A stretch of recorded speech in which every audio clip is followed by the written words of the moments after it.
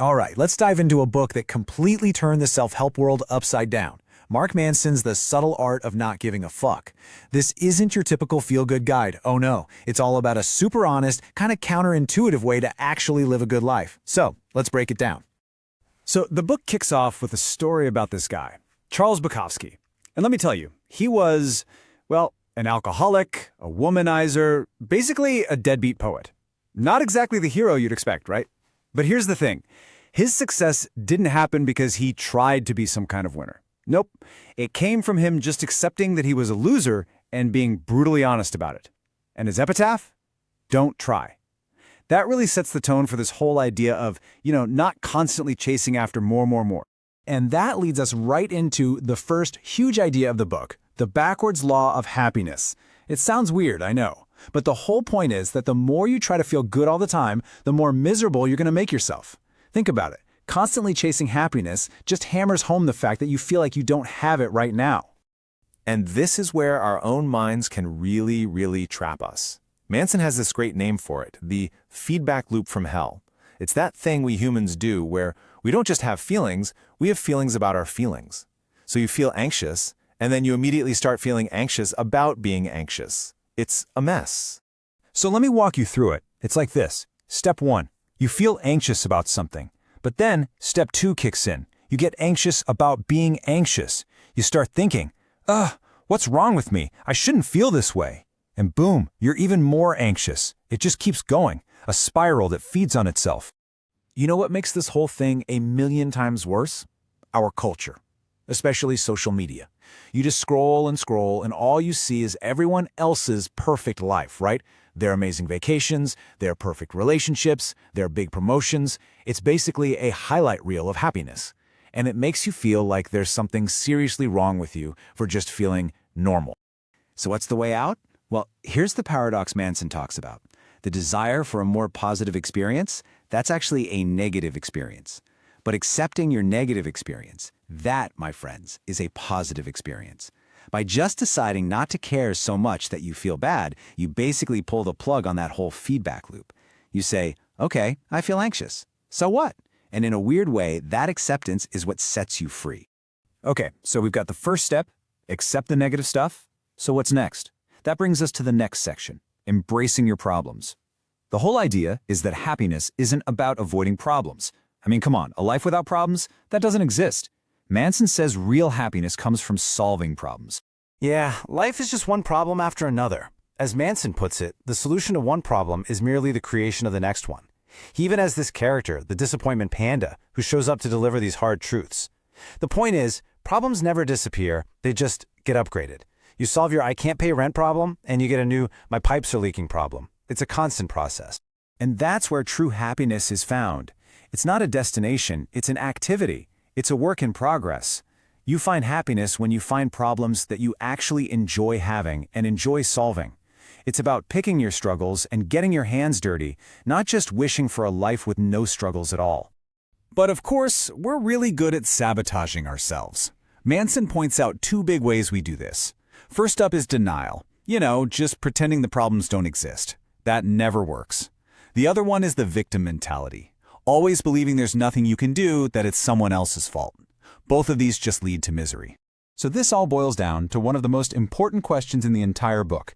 It's not, what do you want out of life, or what do you enjoy? That's the easy part. The real question, the one that matters, is this. What pain do you want in your life? What are you willing to struggle for?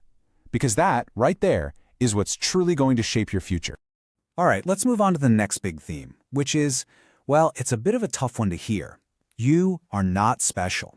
I know, that sounds harsh. But Manson makes a really strong case that our culture's obsession with being exceptional, with being extraordinary, is actually a huge source of our unhappiness. He points his finger at the whole self-esteem movement from a few decades back, where an entire generation was taught that they were special, that they were winners just for showing up. The result wasn't a bunch of geniuses, it was a culture of entitlement, where people feel like they deserve awesome things without actually having to, work for them. And then you layer on top of that what he calls the tyranny of exceptionalism. Thanks to the internet and mass media, we are constantly flooded with stories about the most incredible people, the most amazing achievements, the most shocking tragedies. We only see the extremes, and it makes us think that being exceptional is just normal.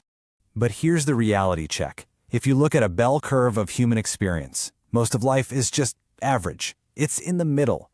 But the media only shows us that tiny little 0.0001% at the very edges. And when that's all you see, it's no wonder you start to feel totally inadequate about your own perfectly normal, average life. And this has had a pretty damaging effect. It's gotten to the point where being average has become the new standard of failure. People are terrified of mediocrity. They think if they're not amazing, if they're not extraordinary, then their life is meaningless. It's this crushing pressure to be something you're probably not. But here comes another one of Manson's paradoxes. Actually knowing and accepting your own mundane existence? Well, it's incredibly freeing. It's like a huge weight is lifted off your shoulders. Once you stop trying so hard to be special, you're free to just be. You can appreciate the small things and actually go after what you want to accomplish without all that crazy pressure. So let's pull all these threads together. We know happiness comes from solving problems. We know we need to embrace being average. So the big question left is, what problems are actually worth solving? What's worth caring about? And that brings us to the final and maybe most important section, choose your values. Manson tells this incredible story about two rock stars. First, there's Dave Mustaine. He got kicked out of Metallica right before they got huge. So he starts his own band, Megadeth, which becomes massively successful. But did he feel successful? Nope, because his value, his metric, was be bigger than Metallica, and he wasn't. Now compare that to Pete Best, the original drummer for the Beatles. Kicked out right before they blew up. Devastating, right? But eventually he decided his values were about having a family and a stable, simple life. And you know what he said years later? I'm happier. It's all about the metric. See, that's the whole point. Our values, they're like the operating system running in the background of our brains. They're what determine the metrics we use to measure ourselves and everybody else. And if your values are messed up, if you're using a broken yardstick to measure your life, then it doesn't matter what you achieve. You're going to be unhappy. So Manson gives us a list of what he calls shitty values that we should probably avoid. Things like pleasure. It feels good, but it's not a great guide for life. Or material success. Great, but it won't make you happy long term. Always needing to be right. That just means you never learn anything. And of course, staying positive all the time. Yeah, let's talk about that last one for a second. This idea of staying positive no matter what, it's basically a form of avoidance, right? It's not a real solution. Sometimes life just sucks, and the absolute healthiest thing you can do is just admit it. Denying your problems means you never get the chance to solve them, and solving problems is where real happiness comes from. So, what are good values then? Well, Manson lays out a pretty clear framework. Good values are 1. Based in reality, 2. They're socially constructive, they make the world a little better, and 3. They're immediate and controllable. Think about something like honesty or creativity. Those are things you can control right here, right now. They don't depend on anyone else. And really, that's what it all comes down to. This book isn't about being apathetic and not caring about anything at all. No way. It's the exact opposite. It's about choosing, very deliberately, what you are going to care about.